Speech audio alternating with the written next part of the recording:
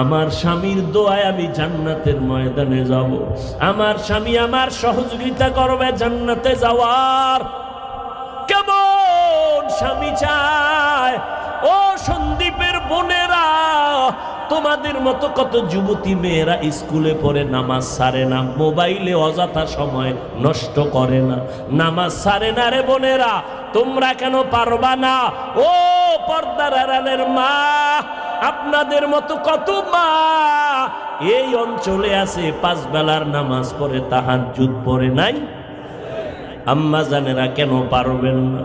যুবতী মেয়েটা বলা মাত্র যুবক ডাক দিয়া কয়, হযরত আমার মনের মতো বুঝি পেয়ে গেলাম, একটু যদি আপনি মধ্যে থাইকা বিবাহের বন্ধনটা করায়া দেন। কয় গরিব? বলে গরিব বুঝি না, যার কাছে মাওলার ঈমান আছে এর মতো ধনী